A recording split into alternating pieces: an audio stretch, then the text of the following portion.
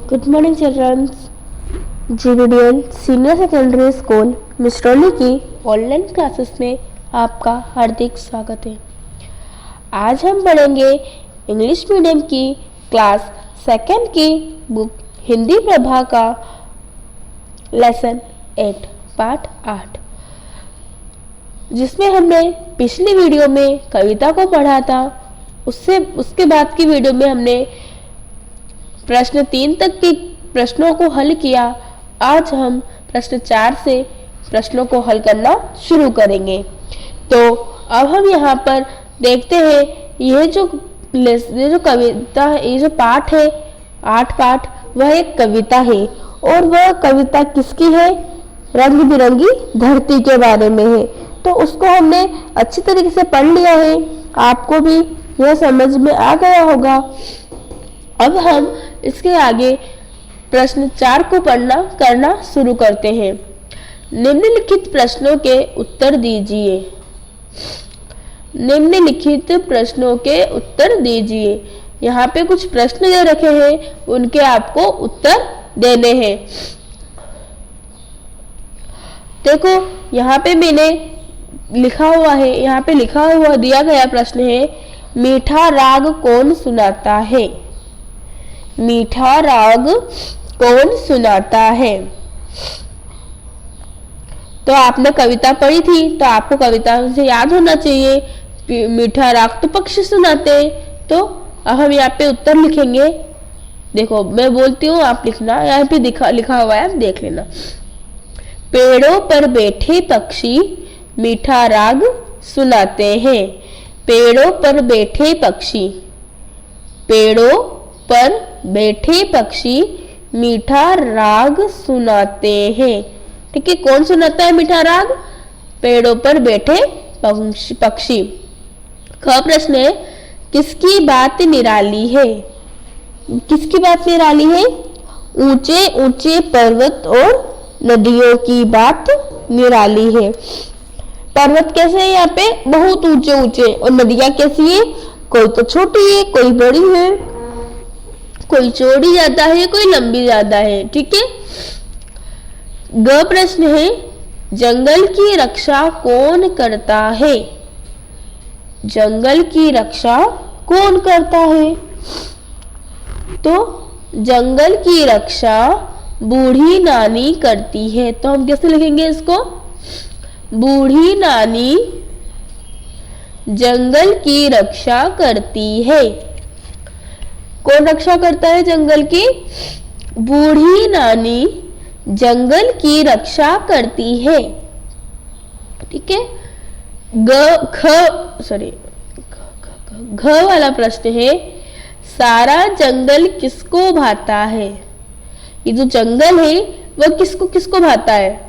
तो हम लिखेंगे बाघ, सिंह, गेंडे और हाथी को सारा जंगल भाता है। एक बार बोलती हूँ, बाघ, सिंह, गेंडे और हाथी को सारा जंगल भाता है। ठीक है। प्रश्न नंबर 5 दे रखा है आपको, व्याकरण ज्ञान करना है आपका। व्याकरण में आपको बताना है, तो उसको थोड़ी सी जानकारी लेते हैं हम। जो प्रश्न नंबर 5 है वह क्या है बता के, वो उसको क्या, उसमें क्या करना है हमको? शब्द के अंत में ई की मात्रा जोड़कर नए शब्द बनाइए। यहाँ पे कुछ शब्द दे रखे हैं, इसमें हमको क्या करना है? ई की मात्रा कैसी होती है? ई की मात्रा कैसी होती है? ऐसे करके, ऐसे कैसे होती है? ई की मात्रा ऐसी होती है। तो जो शब्द है इनके शब्दों के पीछे अंत में, मतलब आखिरी में ये शब्द ई की मात्रा, जैसे यहाँ पे हरियाल लिख रखा है तो हरियाली में ऐसे करके बड़ी की मात्रा जोड़ करके यहाँ पे हरियाली लिखनी है। ठीक है। दूसरा नंबर दे रखा है पक्ष। अब पक्ष में हम बड़ी की मात्रा जोड़ेंगे तो क्या बन जाएगा? पक्षी। तो यहाँ पे मैंने लिख रखा है, जैसे यूं करके ऐसे करना है, तो यहाँ पे इससे आ जाएगा पक्षी। हाथ, हाथ में हम बड़ी की मात्रा को जोड़ेंगे तो हाथी, हाथी। ठीक है। बिरंग, बिरंग में हम बड़ी की मात्रा जोड़ेंगे तो बिरंगी, बिरंगी। अब यहाँ पे सबक, तो सबक में हम बड़ी की मात्रा जोड़ेंगे तो सबकी।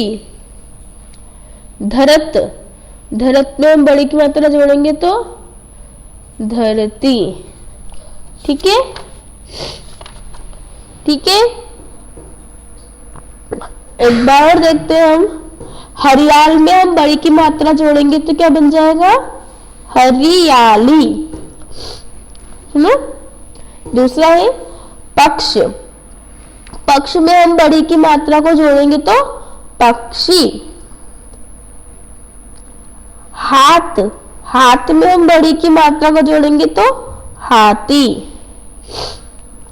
बिरंग, बिरंग में हम बड़ी की मात्रा को जोड़ेंगे तो बिरंगी। फोर्थ नंबर पे है सबक। सबक में हम बड़ी की मात्रा को जोड़ेंगे तो सबकी। सिक्स्थ नंबर पे धरत।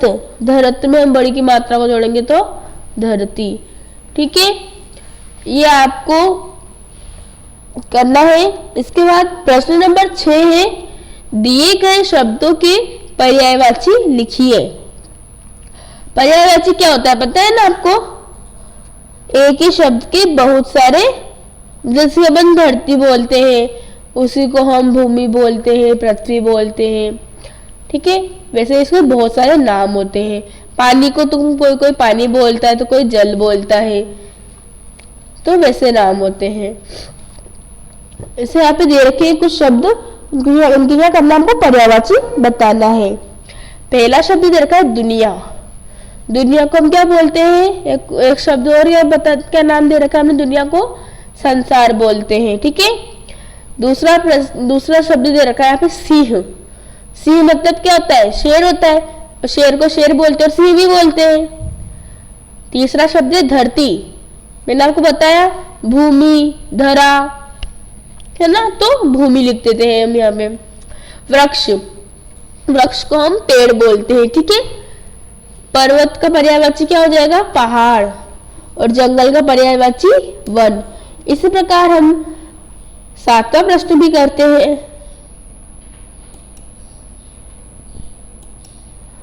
7वां प्रश्न आपको यहाँ दे रखा है, दिए गए शब्दों के वचन बदलिए। यहाँ पे कुछ शब्द दे रखे हैं, इनकी क्या करना है? हमको वचन बदलना है। मतलब बहुवचन में और एक वचन में करना है। कोई बहुवचन में उसको एक वचन में, कोई एक वचन में उसको बहुवचन में। जैसे कि नदियां, नदियां तो बहुत सारी हो गई, उसका एक वचन क्या हो जाएगा? नदी। ठीक है। दूसरा शब्द है पर्वत। तो पर्वत तो एक वचन है, पर्वत का बहुवचन क्या हो जाएगा? पर्वतों। तीसरा है जंगल। जंगल एक वचन है, जंगल का बहुवचन क्या हो जाएगा? जंगलों। जीवों, जीवों कौन सा वचन हो जाएगा आपको? बहुवचन। और जीवों का एक वचन क्या होता है? जीव। पांचवा शब्द है पक्षी। पक्षी क्या है? एक वचन है। ठीक है। और पक्षियों, पक्षियों क्या हो जाएगा? उसका बहुवचन हो जाएगा। मतलब वचन को, दिए हुए वचनों को बदलना है। जो एक वचन में उसको बहुवचन में, और जो बहुवचन है उसको एक वचन में। बच्चे, बच्चे को क्या है? बहुवचन है। और बच्चे का एक वचन क्या हो जाएगा? बच्चा।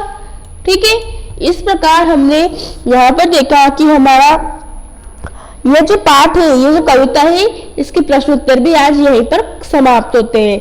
इसके आगे की जो प्रश्न उत्तर, इसके आगे की जो कविता है या फिर जो पाठ होगा, उसको हम अगली वीडियो में आने वाली वीडियो में देखेंगे। आप इस कविता की प्रश्न उत्तर को अच्छे से याद करके उसको याद रखना है आपको। ठीक है। आपके लिए आज इस वीडियो में सिर्फ इतना ही। धन्यवाद।